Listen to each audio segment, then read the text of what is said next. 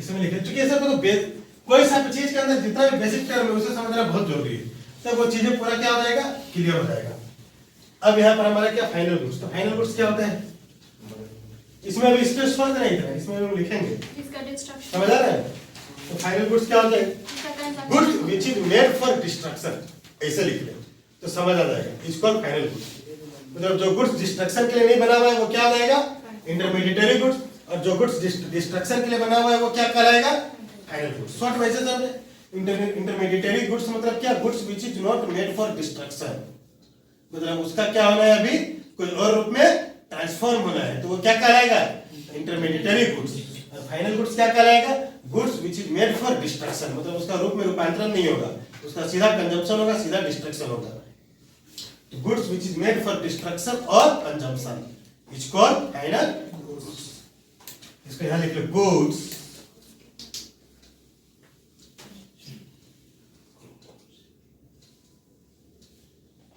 which is made for, goods which is made for consumption or destruction, और destruction में ई या आई,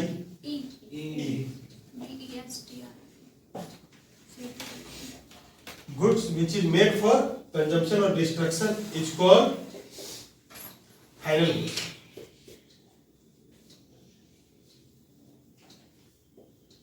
Goods which is made for consumption or destruction is called final goods। इसे हिंदी में लिख ले, वस्तु जो उपभोग, जो विनाश के लिए बना होता है, अंतिम वस्तु कहलाता है।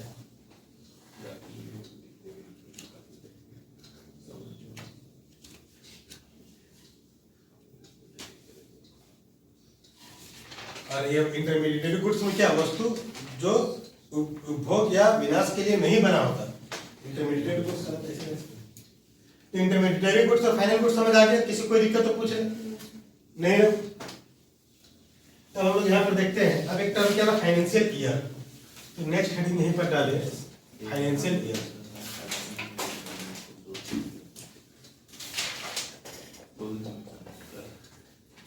फाइनेंशियल ईयर, तो फाइनेंशियल ईयर हम लोग कब से कब तक होगा, 1 अप्रैल से 31 मार्च। 1 अप्रैल, तो शायद चेंज हुआ है इसका डेट, नहीं अभी यही है, 1 अप्रैल टू 31, जो चेंज कुछ और हुआ है तो हम लोग उस पर नहीं जाएंगे, ये अभी यही है। फाइनेंशियल ईयर क्या, 1 अप्रैल टू 31 मार्च।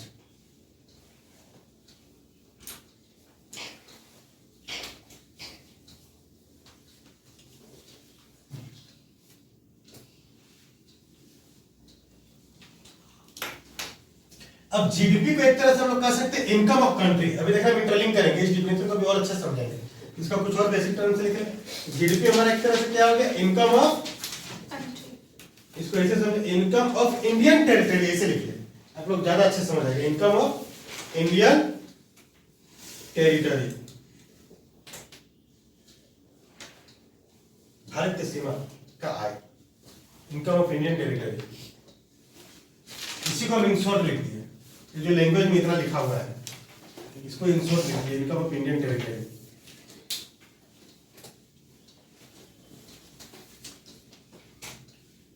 अब ये सोचिए आप लोग कि इनकम ऑफ इंडियन टेरिटरी क्या होगा। यहाँ पर इनकम हम लोग एक वर्ष का, वित्तीय वर्ष का बात कर रहे हैं, तो इनकम ऑफ इंडियन टेरिटरी क्या होगा, मतलब इंडियन टेरिटरी का इनकम जो होगा वो कोई एक पीरियड का ही तो हम लोग लेंगे। अब 1 मंथ लेंगे, 5 दिन लेंगे, 10 दिन लेंगे, 1 साल लेंगे, 20 साल लेंगे, 50 साल लेंगे, चलो 10 साल का इनकम है या 5 साल की इनकम है, 1 साल की इनकम है। तो हम लोग जनरली क्या करते हैं, एक फाइनेंशियल ईयर का इनकम ऐसे हम लोग देखते हैं। एक फाइनेंशियल ईयर का मतलब वही आपका 1 अप्रैल से 31 मार्च के बीच कितना इनकम हुआ। तो इंडियन टेरिटरी का एक फाइनेंशियल ईयर में इनकम, तो वो क्या होगा, एक वित्तीय वर्ष में इनकम क्या होगा। तो हर व्यक्ति का इनकम क्या होता है, जैसे मेरा इनकम क्या होगा, मेरा संस्थान में जो प्रोड्यूस हो रहा है उसका मनी वैल्यू, समझ आ रहा है, हम जो प्रोड्यूस करके दे रहे हैं उसका मनी वैल्यू मेरा इनकम। तो इंडियन टेरिटरी का इनकम क्या होगा, इंडियन टेरिटरी में जो भी चीजें प्रोड्यूस हो रहा है उसका मनी वैल्यू। तो कोई सा भी चीज प्रोड्यूस हो रहा है तो उसका फाइनल स्टेज में हम लोग देखते हैं कि क्या मनी वैल्यू। मान लो जैसे ये पेन प्रोड्यूस हुआ, अब ये पेन के पहले इसका इंक भी प्रोड्यूस हुआ होगा, मतलब इसका जो भी निब विब जो भी इसका पार्ट्स भी प्रोड्यूस हुआ होगा, तो उस पार्ट्स का मनी वैल्यू जोड़ लेंगे और फिर पेन का मनी वैल्यू जोड़ेंगे तो उस पार्ट्स का डबल मनी वैल्यू आ जाएगा। क्योंकि इस पेन का मनी वैल्यू में इस पेन का पार्ट्स का भी मनी वैल्यू इंक्लूडेड है, समझ आ रहा है। तो इस पेन का पार्ट्स का अलग से मनी वैल्यू देखेंगे और फिर इस पेन में भी देखेंगे तो उसका डबल काउंटिंग होगा या नहीं। तो इंडियन टेरिटरी का इनकम का मतलब इंडियन टेरिटरी में एक जितना भी चीजें प्रोड्यूस हुआ उसका मनी वैल्यू। तो किस स्टेज में देखेंगे? फाइनल स्टेज में। समझ आ रहा है, ताकि डबल काउंटिंग ना हो। समझ आ रहा है? वही मैंने लिखा money value of all final goods and services produced with in Indian territory in a financial year is called GDP. मतलब एक वित्तीय वर्ष में जो भी प्रोड्यूस हुआ फाइनल अवस्था में उसका जो मनी वैल्यू हुआ उसी का सम क्या कहलाता है? जीडीपी। मतलब ये क्या आ गया? इंडियन टेरिटरी में जो प्रोड्यूस हुआ या इंडियन टेरिटरी का जो इनकम है वो क्या है? GDP.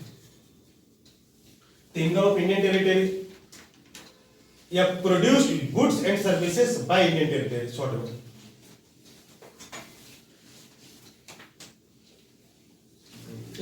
Produced goods and services by Indian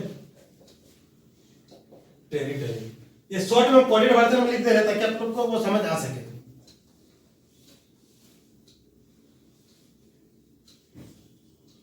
इसमें एक और चीज समझाते हैं, इससे आप लोग ज्यादा क्लियर होगा। चलो वो चीज को हम थोड़ा देर बाद लिख देते हैं। ये भी समझ आ गया यहाँ पर? कोई दिक्कत किसी को नहीं ना? तो नेक्स्ट हेडिंग आप लोग डाले जीएनपी। अभी हम इसका मैथमेटिकल वगैरह वगैरह सब लिखाएंगे स्टेप बाय। तो नेक्स्ट लिखे जीएनपी, इसका मतलब होता है जीडीपी के बाद।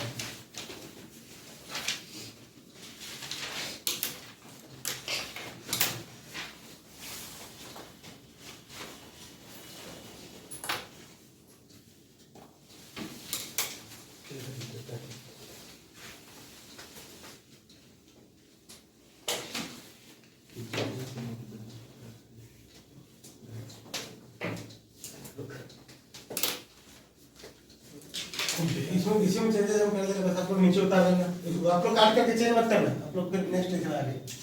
यहाँ पर जीएनपी, ठीक है? तो जीएनपी में का फुल फॉर्म क्या आ जाएगा? उसको फ्रेश आगे लिखना, ठीक है? Gross national product, gross national product. अब जीएनपी क्या? Money value of all final goods and services produced. यहाँ पर क्या लिखा है? With in Indian territory. यहाँ पर हम लिखे क्या लिखेंगे?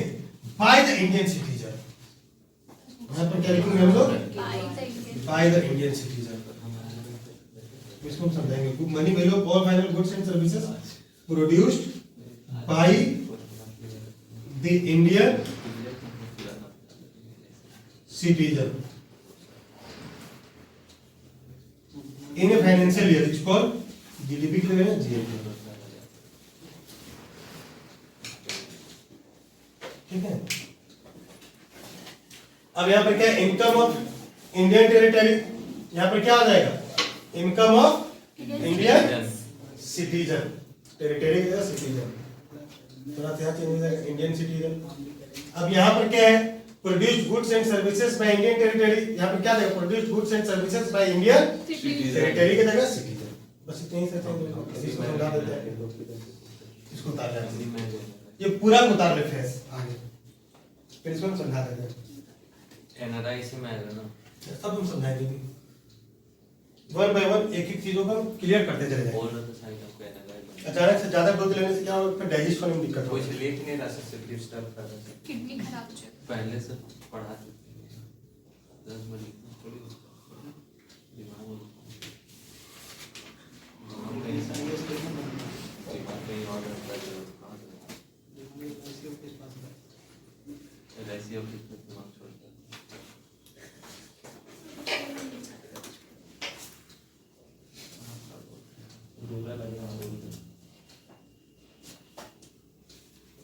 डाल लिया इसे।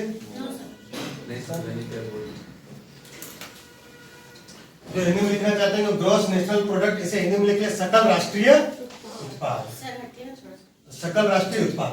अब इसमें देखिए money value of all final goods and services produced by the Indian citizen in a financial year is called GNP. इसे जो हिंदी में लिखना चाहते हैं वो लिख ले एक वित्तीय वर्ष में भारतीय नागरिक द्वारा, एक वित्तीय वर्ष में भारतीय नागरिक द्वारा उत्पादित, एक वित्तीय वर्ष में भारतीय नागरिक द्वारा उत्पादित सभी वस्तु और सेवाओं का मौद्रिक, सभी अंतिम वस्तु और सेवाओं का मौद्रिक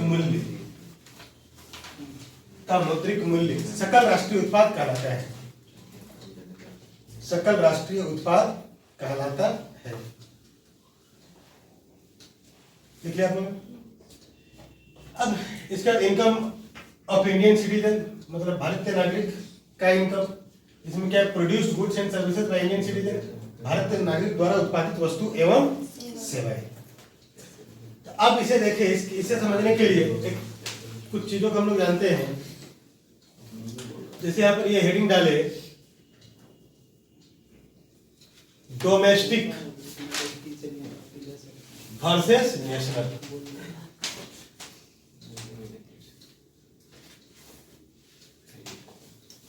डोमेस्टिक वर्सेस नेशनल, क्योंकि जीडीपी में बीच का टर्म क्या था डोमेस्टिक और जीएनपी में बीच का टर्म क्या है नेशनल। इतना ही का तो दोनों हेडिंग में अंतर है। तो जो अंतर है दोनों का हेडिंग में, उस अंतर को हम लोग समझेंगे तो दोनों ऑटोमेटिक समझ आ जाएगा इंटरलिंक करके। Next heading domestic versus national. तो डोमेस्टिक क्या होता है पहले हम लोग ये देखेंगे।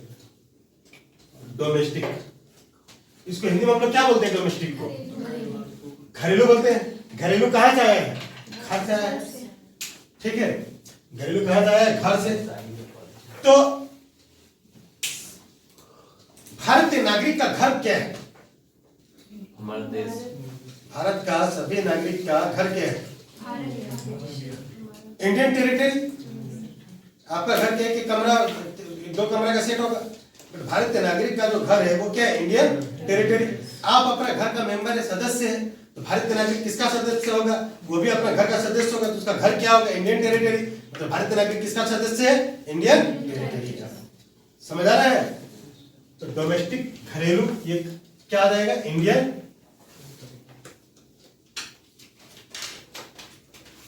टेरिटरी। इसका ये समझना है इंडियन टेरिटरी।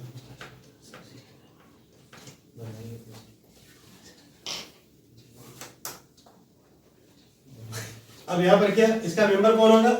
Indian citizen. ये इसमें ज्यादा मत लिखिए क्योंकि आप लोग कंफ्यूज होंगे। अभी इतना ही कितना साल चल जाएगा। डोमेस्टिक मतलब क्या? Indian territory. अब नेशनल, नेशनल मतलब क्या? नेशनल मतलब क्या? राष्ट्रीय। इसका ताल्लुकात किससे? इंडियन सिटीजन से। Combinedly all citizen of India. National में लिख रहे कंबाइंडली। ये सब ग्राफ बना के लिखना कभी भी समझ आएगा, क्योंकि अंदर का छोटा छोटा जो टर्म है उसके कारण क्या है कि आपका लॉजिक क्लियर नहीं हो पाता है। ये सब छोटा छोटा टर्म को ऐसे साइड में लिखते चले जाना जैसे हम लिख दे रहे हैं। नेशनल मतलब कंबाइंडली। एन के बाद ई होगा या नहीं होगा कंबाइंडली में? कंबाइंडली हाँ नहीं होगा। Combinedly all citizen of India. Combinedly all citizen of India, ये क्या कहलाता है? नेशनल। अब दो टर्म बतलाता, दो टर्म आप लोग सुनने में आता होगा कि ये व्यक्ति देशभक्त है, ये व्यक्ति राष्ट्रभक्त है। समझ आ रहा है? ये व्यक्ति देश मतलब क्या? कंट्री का भक्त है, मतलब इंडियन टेरिटरी का भक्त है। ये व्यक्ति राष्ट्रभक्त है, मतलब राष्ट्र मतलब क्या? नेशनल, इंडियन सिटीजन का भक्त है। तो जिसका भक्ति कंट्री के लिए होगा, समझ आ रहा है? तो देशभक्त होगा। देशभक्त मतलब वो इंडियन टेरिटरी के साथ समझौता नहीं करेगा। समझे? जो देशभक्त होगा वो इंडियन टेरिटरी के साथ समझौता नहीं करेगा, वो इंडियन टेरिटरी के लिए लड़ेगा। और जो राष्ट्रभक्त होगा वो किसके लिए लड़ेगा? इंडियन सिटीजन के लिए। क्योंकि राष्ट्र क्या होता है, नेशन क्या होता है, नेशनल क्या होता है, combinedly all citizen of India. जो राष्ट्रभक्त मतलब भक्त है वो combinedly all citizen of India का है। वो किसके इंटरेस्ट के लिए काम करेगा? इंडियन सिटीजन के इंटरेस्ट के लिए काम करेगा, जो राष्ट्रभक्त होगा। समझ आ रहा है? तो बहुतों के माइंड में क्या होता है कि देशभक्त और राष्ट्रभक्त दोनों सेम होता है, लेकिन सेम नहीं होता है। देशभक्त मतलब क्या? इंडियन टेरिटरी का भक्त। और राष्ट्रभक्त मतलब क्या? Indian combinedly all citizen of India का भक्त। तो डोमेस्टिक वर्सेस नेशनल समझ आ गए। अब जीडीपी में हम लोगों का बीच का टर्म क्या था? डी फॉर क्या? डोमेस्टिक। तो इसमें किसका इनकम का बात किया जा रहा था? इंडियन टेरिटरी का इनकम का बात किया जा रहा था, डोमेस्टिक का इनकम का बात किया जा रहा था। समझ आ रहा है? अब जीएनपी में बीच का टर्म क्या है? एन फॉर क्या? नेशनल। मतलब इसमें हमेशा किसका बात किया जाएगा? इंडियन सिटीजन का। जीएनपी में हमेशा किसका बात किया जाएगा? इंडियन सिटीजन का। जीडीपी में हमेशा किसका बात किया जाएगा? इंडियन टेरिटरी का। इसमें देखिए जीडीपी में जो भी मैंने डिफिनेशन में लिखाया था उसमें क्या लिखाया था कि income of Indian territory, income of Indian territory. इसमें क्या आ जाएगा? जीएनपी में इनकम ऑफ इंडियन सिटीजन या income of combinedly all citizen of India. यहाँ पर मैंने लिखा जीएनपी में ग्रॉस नेशनल प्रोडक्ट या फुल फॉर्म। अब इसमें देखिए पहले ये सबको समझ लीजिए। जीएनपी में इनकम ऑफ इंडियन नेशनल मतलब combinedly all citizen of India, उसी के इनकम का बात किया जाएगा इसमें। और इसमें क्या लिखा है? जीएनपी में produce goods and services by Indian citizen. मतलब इंडियन सिटीजन का इनकम क्या होगा? जो भी वो गुड्स एंड सर्विसेज प्रोड्यूस करेगा वही। समझ आ रहा है? तो produce goods and services by Indian citizen. अब इसी को हम लोग लिख देते हैं वेल डिफाइंड लैंग्वेज में, तो ये हो जाता है money bill of all final goods and services.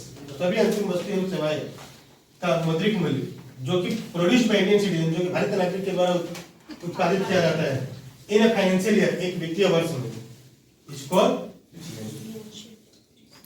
तो दिमाग में आप लोग को क्या बिठाना है? GDP means Indian